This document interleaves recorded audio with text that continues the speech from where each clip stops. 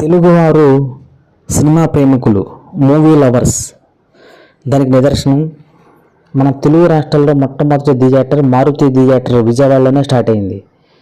అలాగే కథ నచ్చితే, కంటెంట్ నచ్చితే ఏ లాంగ్వేజ్ మూవీనైనా ఆదరించడంలో ఫస్ట్ ఉంటారు మన తెలుగు ప్రేక్షకులు.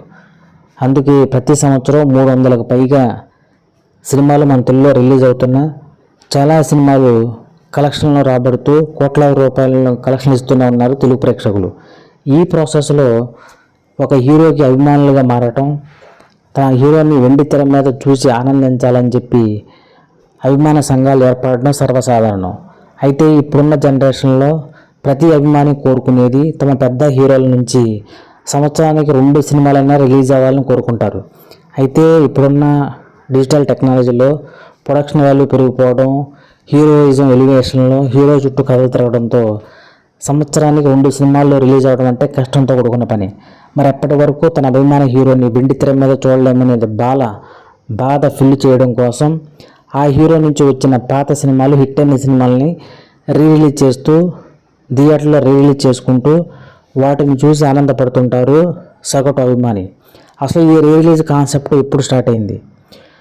First time star director Puri Jagannadh combination, Mahesh Babu కాంబినేషన్లో వచ్చిన సినిమా పోకిరి. ఈ పోకిరి 2006 ఇండస్ట్రీ హిట్గా నిలవడంతో పాటు చాలాసార్లు అభిమానులు రిలీజ్ చేసుకుని ఈ పోకిరి సినిమాని ఆదరించిన సందర్భాలు చాలానే ఉన్నాయని చెప్పాలి. అంతేకాకుండా పాత సినిమాలు అఖిల్ నాగేశ్వరరావు, ఎన్టీఆర్ నటించిన మాయాబజార్ తెలుగు సినిమాకి ఒక ల్యాండ్ మార్క్ లాంటి ఈ సినిమా కలరు డిటిఎస్లో క్రియేట్ చేసి రిలీజ్ చేసిన సందర్భం 2010 ఆల్మోస్ట్ 40 థియేటర్స్లో రిలీజ్ చేసి అప్పట్లో సెన్సేషన్ క్రియేట్ చేసింది మాయాబజార్. అలాగే ఆ తర్వాత కాలంలో చాలామంది పెద్ద హీరోలు తమ సినిమాలు రిలీజ్ చేసుకుంటూనే ఉన్నారు.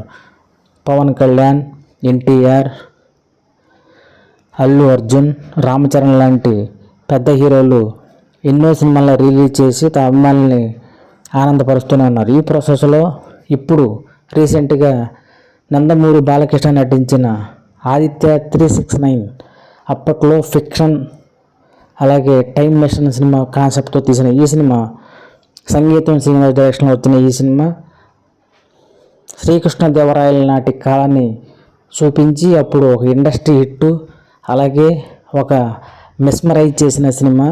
నందమూరి బాలకృష్ణ కెరీర్లోనే ఒక గొప్ప సినిమాగా నిలిచింది ఆదిత్య 69. అయితే ఇప్పుడు ఈ సినిమా 4K డిటిఎస్లో రిలీజ్ చేయడానికి సిద్ధపడుతున్నట్టు మూవీ మేకర్స్ అనౌన్స్ చేశారు.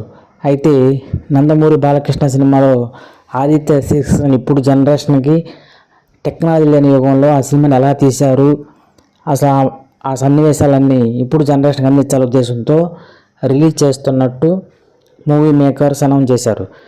ఇదే కంటిన్యూ అయితే ఆ సినిమా ఇంకెంత గొప్ప ఫీల్ అనుభూతి క్రియేట్ చేస్తుందో వెయిట్ చూడాల్సిందే. 4K డిటిఎస్ అలాగే కలర్స్ మిక్స్ చేసి తీసిన ఈ సినిమాని ఇప్పుడు జనరేషన్ ఏ విధంగా ఆదరిస్తారో చూడాల్సిందే.